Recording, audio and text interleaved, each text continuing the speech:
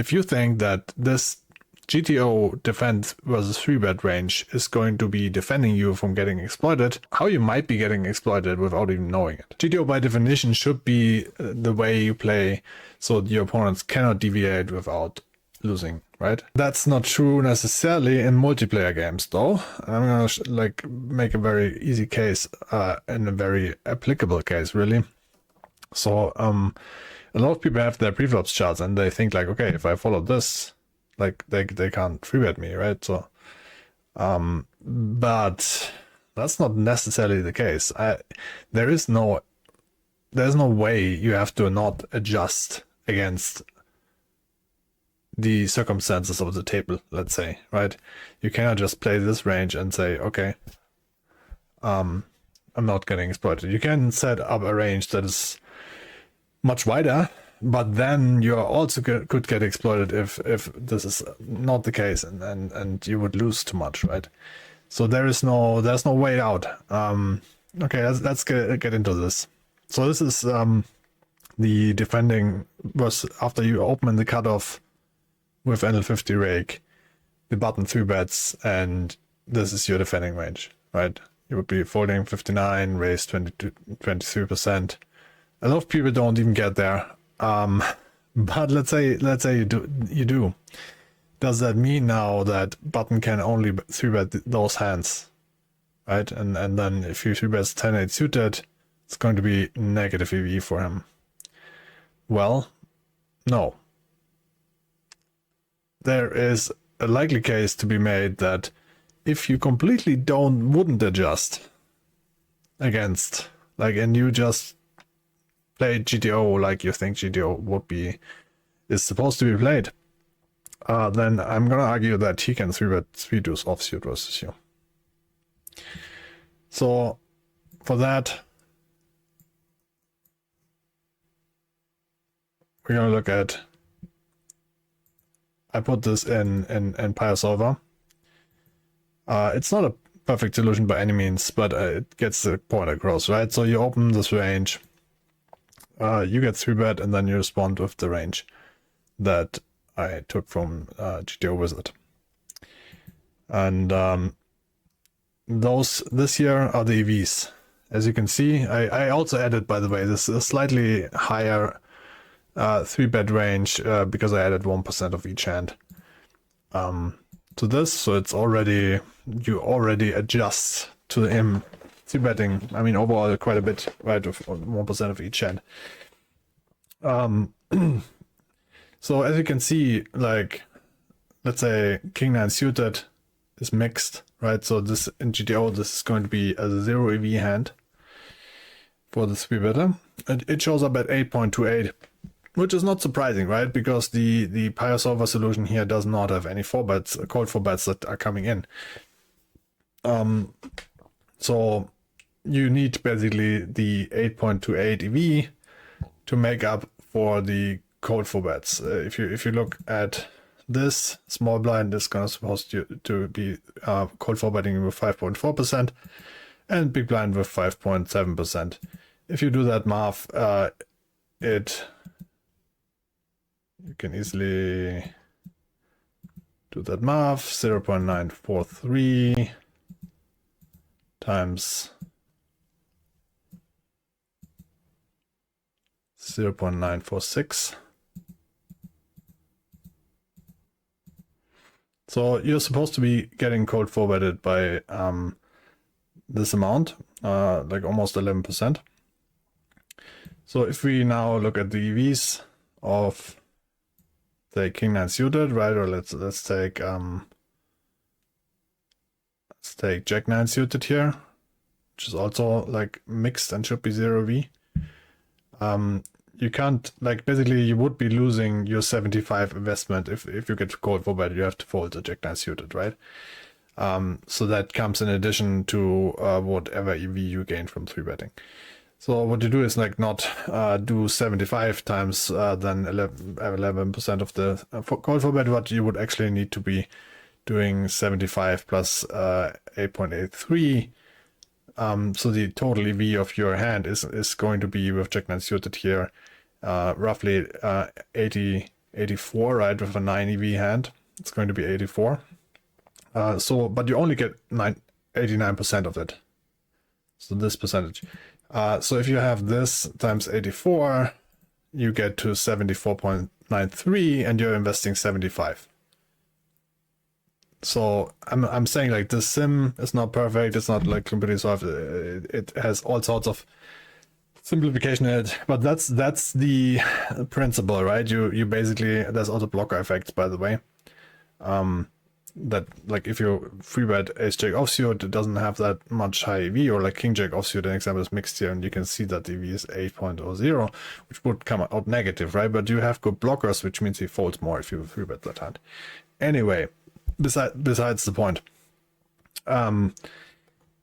So jack nine suited, you basically need 9 EV here to be break even with 3 bets, right?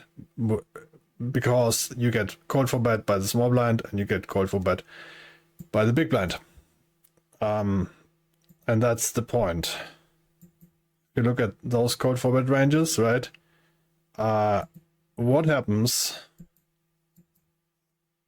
if they don't call for bet you with 5%, but let's say they do only ace king and queens plus and ace king, and then because they're very wild, they're also gonna like forbet you, bluff you with ace queen suited and ace jack suited. Okay, they're gonna do this now with 3.17 of their range. So let's just simplify that to like they are 3-betting 3% instead of 5% each, right? So you would have actually 0.97 times 0.97, 0.94. So now what happens if we look at the EV of 3 deuce offsuit? 3 deuce offsuit here has 5.56 EV. And then all of the other hands, as you can see, is like higher than that, right? But roughly the really bad hands have 5 to 6 EV, and then the suited stuff has 6 to 7 EV or something like that, right? And like if you look at ace-x offsuit, which also would have nice blockers, by the way, is 6 EV, and then the better suited hands have even 8 EV. Okay, but let's say 3 deuce offsuit, right? Now the total EV of this would be roughly, let's say 80, right? If you have 80 times 0.94 now, you get, that's 80 times 0.94, you get to 75.2. So you could actually 3-bet if the caller doesn't adjust at all. You could 3-bet 3 deuce offsuit, even though he is playing GTO ranges, if you don't get called for bet wide enough. I mean, that's a realistic case that could happen, right?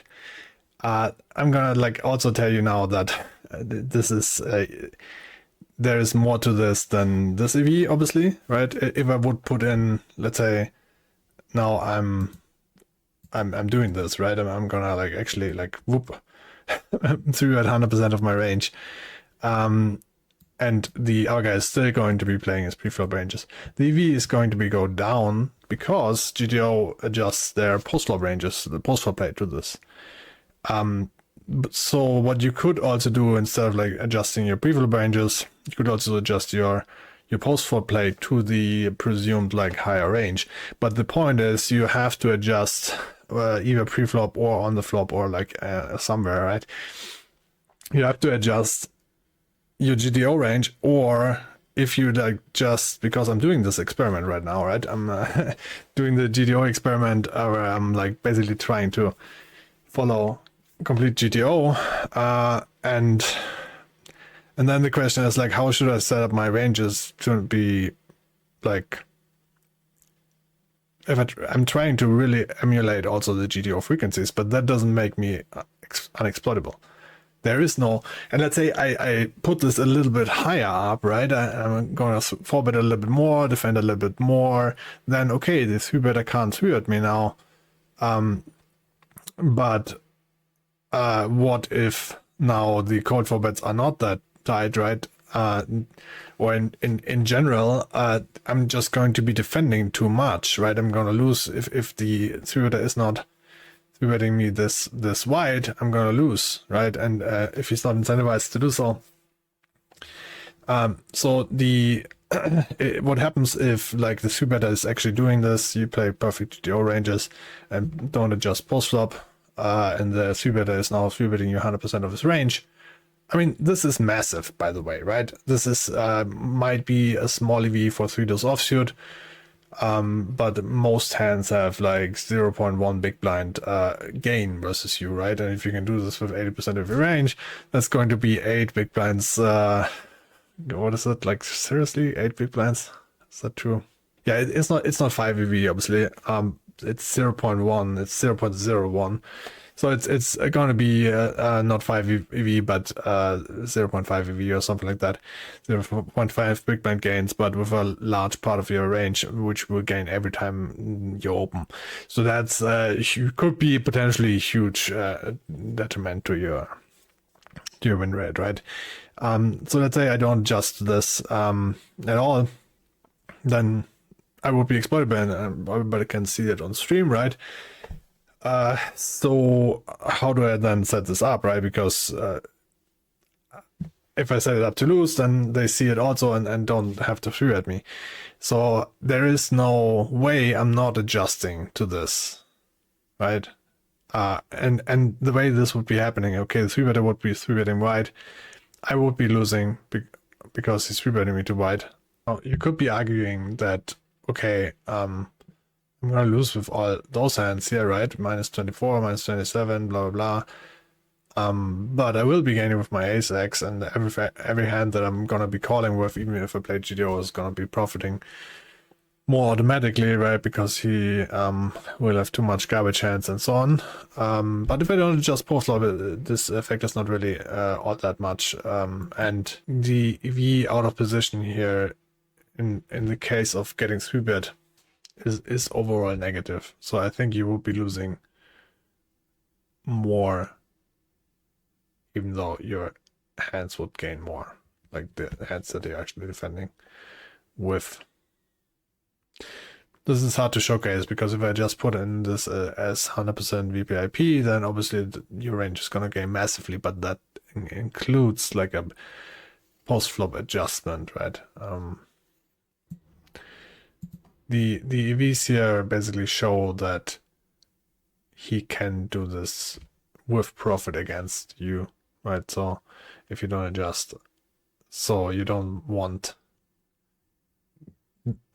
someone to profit from you. How he stops profiting from you is basically by getting called for bet, and if it doesn't do that, he can just like profit from you more. I mean, in reality, this is going to be less of a problem, right? If you see someone 3-betting you 40%, usually you would adjust a little bit post flop or on the flop. I just wanted to make you like understanding that you cannot just say, "Oh, I'm GTO, like I'm untouchable."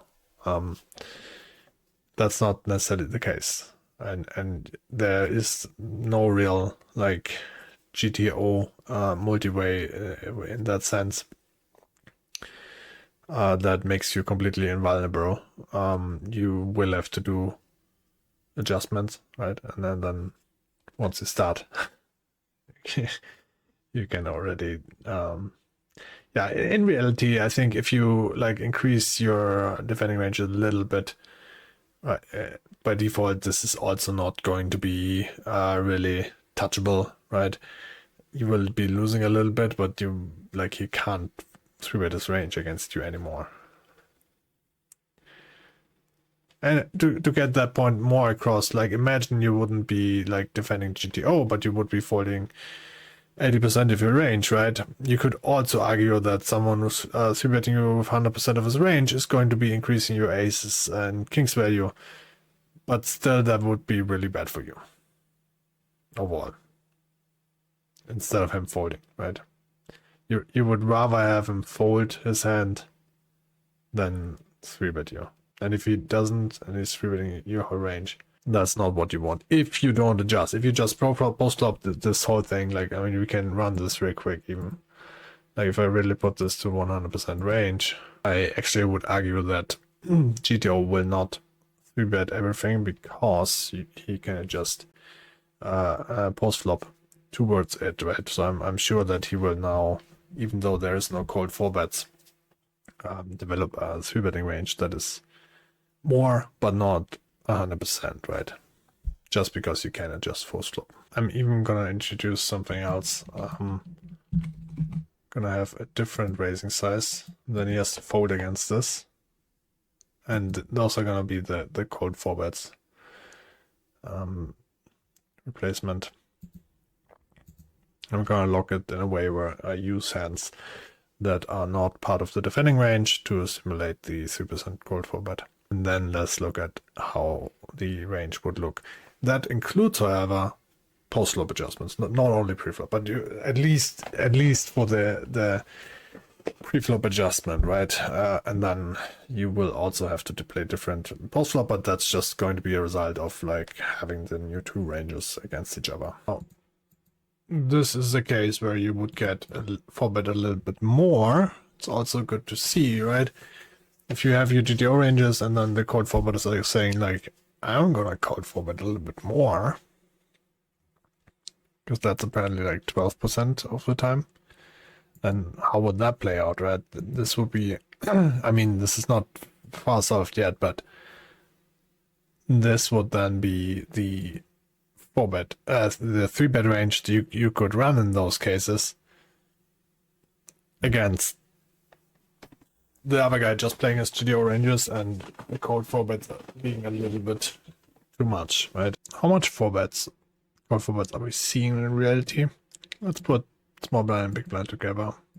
Rex. Apparently they do a good job, but this is relatively low sample though, but 5.3 is more than they are supposed to be, or like closer, especially like with the 2% call here. That's rather on the high side. Now if we go to fish, we see a lot of more call, and there's also a lot of racing going on, really. If you take a slightly tighter fish, then the 4-bet percentage goes down, but you have this call again. So it seems like this is not necessarily by default the case. It's actually rather the opposite. So overall, we see 47 fold, 27 raise. And this here would now assume 56 fold and 28.5 raise. See a little bit less raise, but also a little less fold. Keep in mind that this raise here is under raised. But the raise is probably the same, we just get a little less folds. And this is still solving, but with this slightly too much fold and the adjustment post flop, while the pre-flop range is being the same and you're facing like a slightly too tight cold 4-bet, then the equilibrium would look like this, right? We would actually have a 20% 3-bet.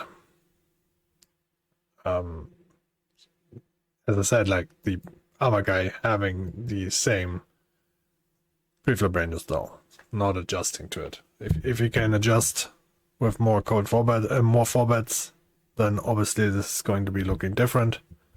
But if he sticks to his, if he sticks pre-flop to his GTO ranges and then only adjusts post-flop, this is what we would be seeing. So that's more, because we have the cold 4-bets. So this is what EVs would look like. Keep in mind that the GTO solution has a 0V for King 9 suited, and then basically those wouldn't 3-bet. Ace Jack offsuit is 0V. Now Ace Jack offsuit would have 0.1 big blind. Plus, those wouldn't still 3-bet. And also those suited high 9 hands would have 0.1 big blind EV, so slightly higher. All the Ace X suited would be 3-betting pure and getting EV, right? This is partly 3-betting. And well, the range would in general be a little bit extended, right? Right now it's 13% and you would extend it to actually 20%.